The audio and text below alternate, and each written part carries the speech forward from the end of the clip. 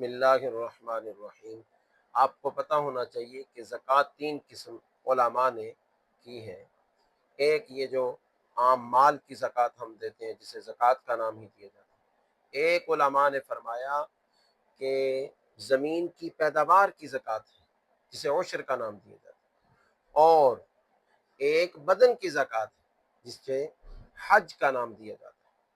ابھی ان حالات میں جو عشر ہے، گندم اگی ہے، لوگ گھروں کو لے کر جا رہے ہیں، تو انہیں معلوم ہونا چاہیے کہ اس کے اندر عشر یعنی 10واں حصہ اللہ کی راہ میں دینا، یہ ان پر لازمی ہے، واجب ہے اور ضروری ہے۔ اگر وہ نہیں دیتے تو مال کی جو میل کچیل ہے اس سے مال صاف نہیں ہوتا۔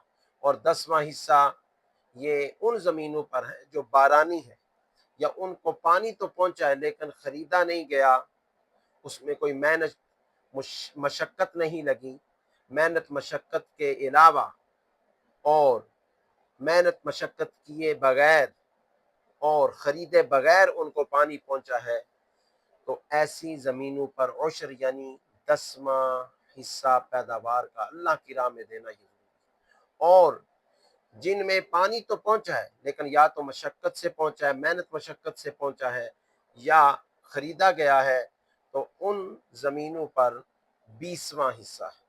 20واں حصہ آپ ایک حساب نکال لیں کہ 10واں حصہ 1 من سے 4 کلو نکلتا ہے، تو 20واں حصہ کم ہوگا۔ 20واں حصہ 40 کلو سے 1 من سے 2 کلو نکلے گا۔ یہ کچھ بھی نہیں ہے۔ اللہ تعالیٰ یہ دینے سے مال کو کبھی گھٹاتا نہیں ہے، بلکہ جو اللہ کی راہ میں دیتا ہے اللہ تعالیٰ اس مال کو بڑھا دیتا ہے۔ اور اس کے مصارف وہی ہیں جو زکوٰۃ والے ہیں۔ جو لوگ زکوٰۃ لے سکتے ہیں وہ عشر بھی لے سکتے ہیں، ان کو آپ دے سکتے ہو۔ اللہ تعالیٰ ہمیں اپنے مالوں کی زکوٰۃ ادا کرنے کی توفیق عطا